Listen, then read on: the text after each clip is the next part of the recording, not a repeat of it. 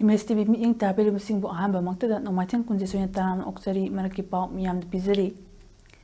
in khalak liba naharo singda sexual gi oiba awareness kya pidna lamdam asida thokliba sexual crime kya asi thingna ba aikoi pun hotna mi da changi haina Imphal East ki Superintendent of Police SP K Megachandra Phongdokre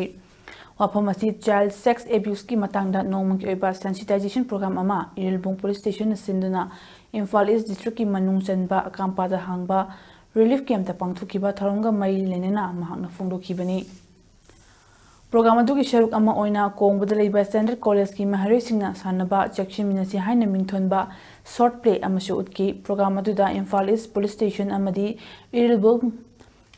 Police Station gi makok thongbo officer sing saru yaki relief camp da leiba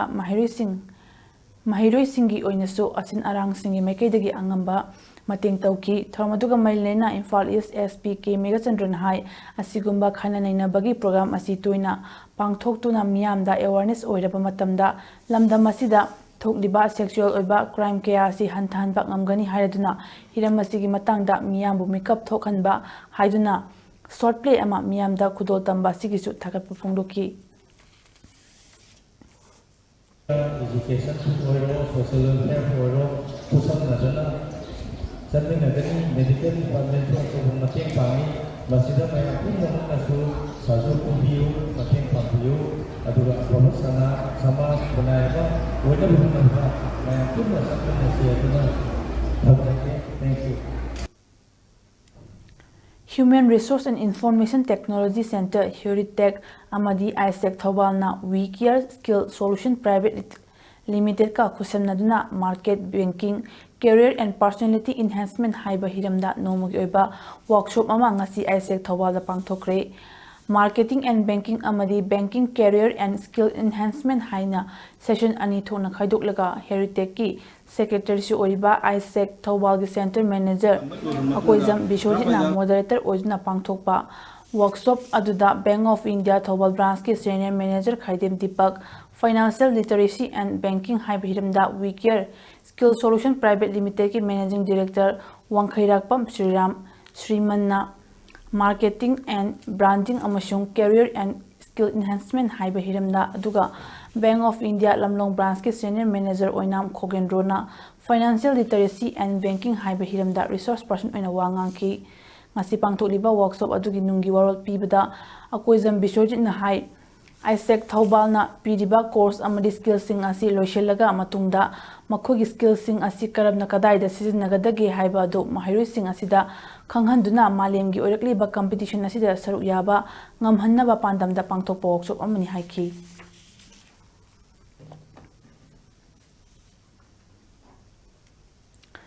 Engineering Division Board CBDB IEI ki meeting makhada Government Polytechnic Campus Takyada leiba Institution of Engineer Manipur State Center amadi Lining Thosana Mahi Temple Board Haying Khongbalga Kusamnaduna Scientific and Social Outlook on Yumsarol Haiba Hiramda Nomugi Oiba Workshop Mama Pangthokre Haying Khongbal Ufong Yumphomgi Lining Thosana Mahi Sangnenda Pangthokiba Thoramaduda Manipur University of Culture gi Vice Chancellor Professor Dr. Paunam Gudindro Lining Thosana Mahi Temple Board ki Vice President Vidyapati Sanjam Institute of Engineer India Manipur State Branch ki Chairman Loitongbam Swamikanta Manipur Architect Forum ki Aribam Joychandra Madi Retired Superintendent Engineer PhD nga Sepam Surya Kumarna athoiba mitungnen sing oikibaga lonena mafam kyada ki lakpa miyo kya su saru yaki Thormaduga mailena Manipur University of Culture ki Vice Chancellor Professor Dr. Paunam Gunindron hai Ningsing Bathokraba Matamdagi Ipai Pusingna Yumsarolga Mailena Thambiramba Chatna Kanglona Siga Honakliba Matamgi Ichela Siga Chusinana Karamna Thamgani Migi Masingdi Nomonomagi Hengalakli Adubu Lamgi Pak Chawbadi Hengalakte Maitegi Yumsarolga Ategi Yumsarolga Ketnabakaya Amalai Maitei Kuding Maki Yumda Lining Thosana Mahigi Kama Laitabiyade Maitei Ekogidi Ekoina Ladiba Yumasi Achoba Laisang Amani Maram Mayam Amalaiban Leiba sinani kanagumbana maitei yum mai thaba haibasi maitei ekhogi laisang mai thabani haina thamoi shokna tingthanari basi malem asida Chaukhalakkpagi matung ina makhal makha kya gi awang bafura dalan kya sengbat sagannarakli asigumba ichel asida aikhoishu matung inaduna lakli asigumba chaukhotpagi ichel asida chatlabasu ipa ipuna thambiramba chatna kanglon liklamadubu kaihandana aikhoina karamna chatkani haibadu hauziki matamgi mirol asina punna khangminaba mathau tai haina phongdokhi.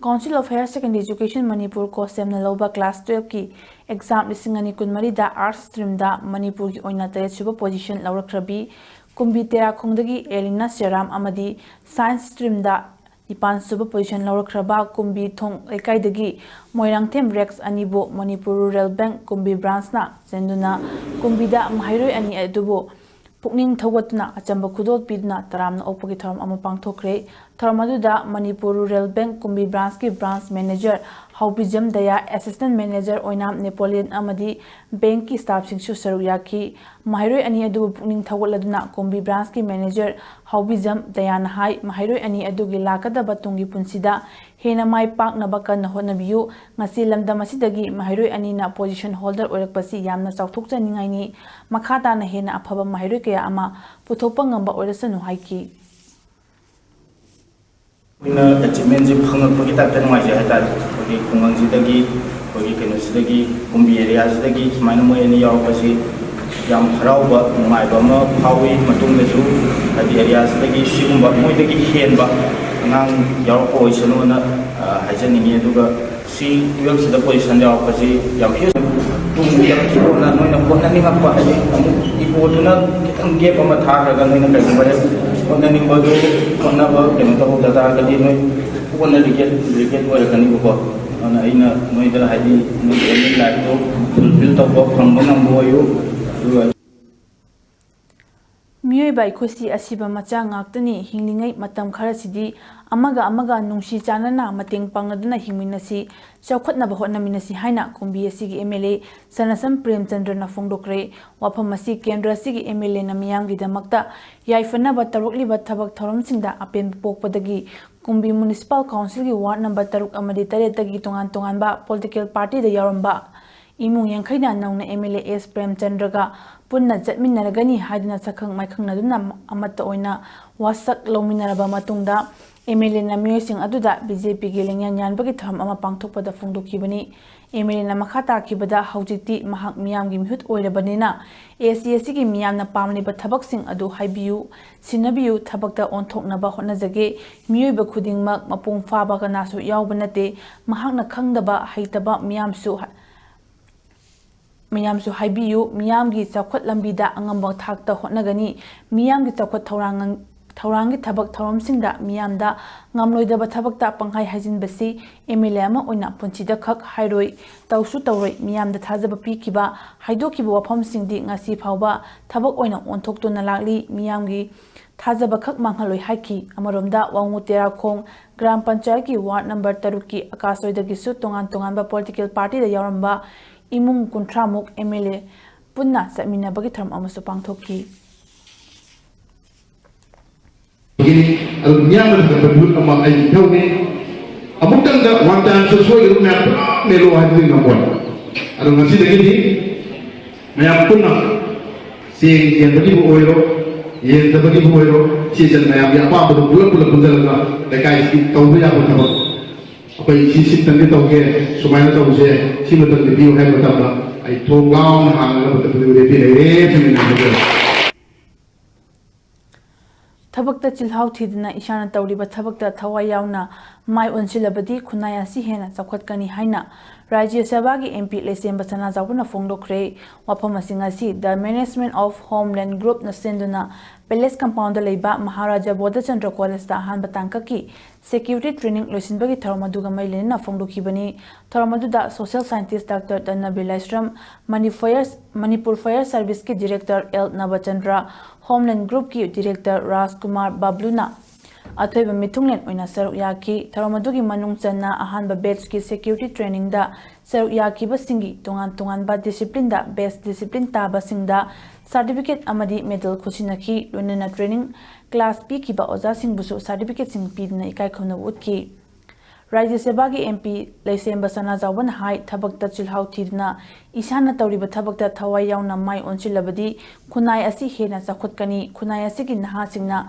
सुनिंग नोमनिंगबा पोकलबा मतमदा अफबा खुनाई अमा सेमगदौरिबनी हवलकलिबा नहासिंग असि अचुंबा लंबिदा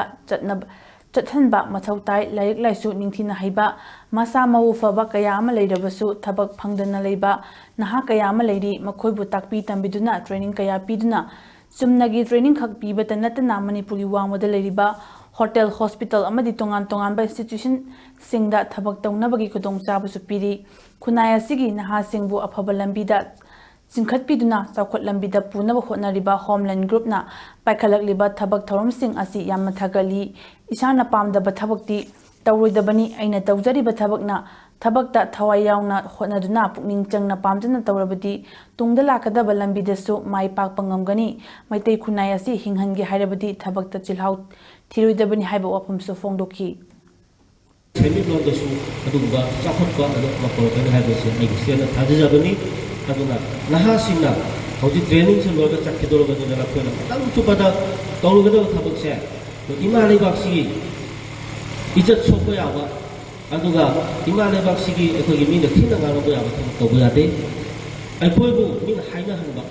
मणिपुरदगा लाखपासिंबा security सिंसिदी मौ खेंगे मथौदा मबुंग चंगे अदुगा मखोइदा अदिगुमो सिनाबा मतमदा मखोइसे तौबो गमी Maasai तापीबा चुमलगी security नेना थोंगदा लेपगा अखोगी आई अदुम पुंगदु गायरगा आई duty मरकी पाउ पिजबा Matang असिदा लोसिंजरे meeting ताबिरबसिंगबो खुरुमजरी।